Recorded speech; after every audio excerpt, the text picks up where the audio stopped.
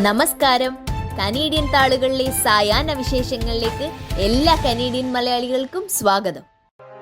അഫ്ഗാനിസ്ഥാനിലെ അവസാന വനിതാ രാഷ്ട്രീയ നേതാവും കാനഡയിൽ അഭയാർത്ഥിയായി. താലിബാൻ ഭരണം ഏറ്റെടുത്തതിനു ശേഷം അഫ്ഗാനിൽ സ്ത്രീകൾ നേരിടുന്ന വിവേചനത്തിന്റെ ഉത്തമ ഉദാഹരണമായി അഫ്ഗാനിലെ അവസാനത്തെ രാഷ്ട്രീയ നേതാവായി നിലോഫർ. അഫ്ഗാനിൽ സ്ത്രീകൾ രണ്ടാം തരം പൗരന്മാരായി പോലും അംഗീകരിക്കപ്പെടുന്നില്ലെന്നും ദുരിതപൂർണമായ സ്ത്രീ ജീവിതം അവസാനിക്കാൻ താലിബാന്റെ കിരാതഭരണം അവസാനിക്കണമെന്നും കാനഡയിലേക്ക് കുടിയേറിയ അഫ്ഗാൻ ജനപ്രതിനിധിയായ നിലോഫർ വ്യക്തമാക്കി. പ്രായപൂർത്തിയാകാത്ത ആൺകുട്ടിയെ പീഡിപ്പിച്ച മതാധ്യാപകനെ തേടി പീൽ പോലീസ്. കഴിഞ്ഞ മാസം 15 വയസ്സുള്ള ആൺകുട്ടിയെ ലൈംഗികമായി പീഡിപ്പിച്ചുവെന്നാരോപിച്ച് ഒരു സ്വകാര്യ മതപഠന അധ്യാപകനായ ബ്രാംപ്ടണിൽ നിന്നുള്ള 50-കാരനായ അബ്ദുൽ ഖാദർ സെയ്ദിനെതിരെ ലൈംഗിക അതിക്രമത്തിനും ലൈംഗിക ഇടപെടലിനും പോലീസ് കേസെടുത്തു. സെപ്റ്റംബർ 23-ന് ഇരയുടെ വസതിയിൽ വെച്ചാണ് സംഭവം നടന്നതെന്ന് പീൽ പോലീസ് പറഞ്ഞു. 6 വർഷമായി സെയ്ദ് ഒരു സ്വകാര്യ മതാധ്യാപകനായി ജോലി ചെയ്യുന്നുണ്ടെന്നും കൂടുതൽ ഇരകൾ ഉണ്ടാകുമെന്നും അന്വേഷണ ഉദ്യോഗസ്ഥർ പറയുന്നു. ഇയാളെക്കുറിച്ച് എന്തെങ്കിലും വിവരം ലഭിക്കുന്നവർ 905545322121 എന്ന നമ്പറിൽ പോലീസുമായി ബന്ധപ്പെടാൻ അഭ്യർത്ഥിക്കുന്നു. ഫ്രാങ്കോഫോണി ഉച്ചകോടിയിൽ പ്രധാനമന്ത്രി ജസ്റ്റിൻ ട്രൂഡോയും വിദേശകാര്യമന്ത്രി മെലാനി ജോളിയും ലെബനൻ ഗവൺമെന്റിന്റെ പ്രതിനിധികളുമായി സംസാരിക്കുമെന്ന് റിപ്പോർട്ട്. മിഡിൽ ഈസ്റ്റിലെ സംഘർഷത്തിൽ ഫ്രഞ്ച് സംസാരിക്കുന്ന നേതാക്കളുടെ വാർഷിക സമ്മേളനത്തിന്റെ ഔദ്യോഗിക അജണ്ട ഇസ്രായേലിന്റെ ലെബനൻ അധിനിവേശം ആകുമെന്ന് കരുതപ്പെടുന്നു. വെള്ളിയാഴ്ചയും ശനിയാഴ്ചയും നടക്കുന്ന ഉച്ചകോടിക്കായി ട്രൂഡോയും ജോളിയും ഫ്രാൻസിലേക്ക് പുറപ്പെട്ടു. 88 അംഗ അന്താരാഷ്ട്ര സംഘടനയായ ഇന്റർനാഷണൽ ഡില ഫ്രാങ്കോഫോണിയയിലെ അംഗമാണ് ലെബനൻ.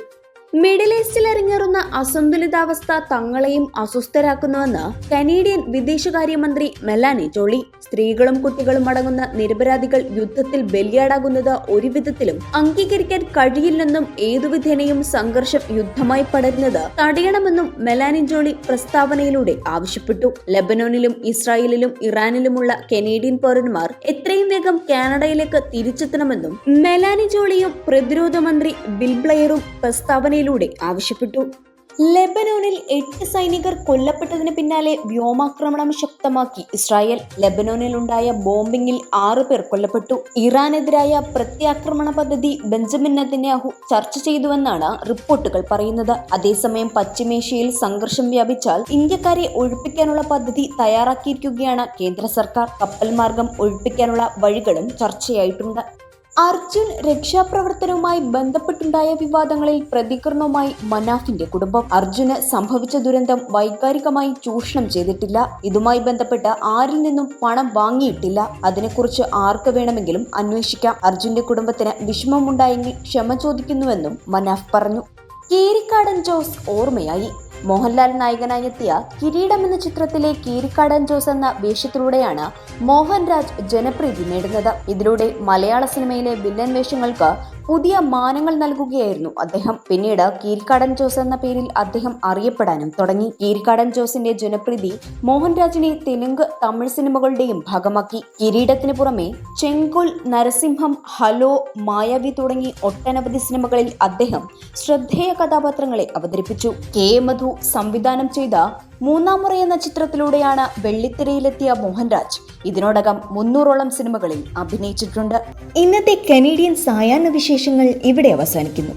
ഇത് നിങ്ങളിലേക്ക് എത്തിച്ചത് Polaris Dental Brampton, Latha Menon barrister solicitor of Menon law professional corporation, കേരളക്കാരി House Mississauga, Gopinathan Ponmanadiyil, Rudraksha gem expert, Roy George broker of records. ഇവർക്കും നല്ലൊരു സായാഹ്നം നേർന്നുകൊണ്ട് കനേഡിയൻ താളുകൾക്ക് വേണ്ടി ഗാഥാപ്രകാശ്. കൂടുതൽ കനേഡിയൻ വിശേഷങ്ങൾക്കായി ഞങ്ങളുടെ യൂട്യൂബ് ചാനൽ സബ്സ്ക്രൈബ് ചെയ്യാൻ മറക്കരുതേ.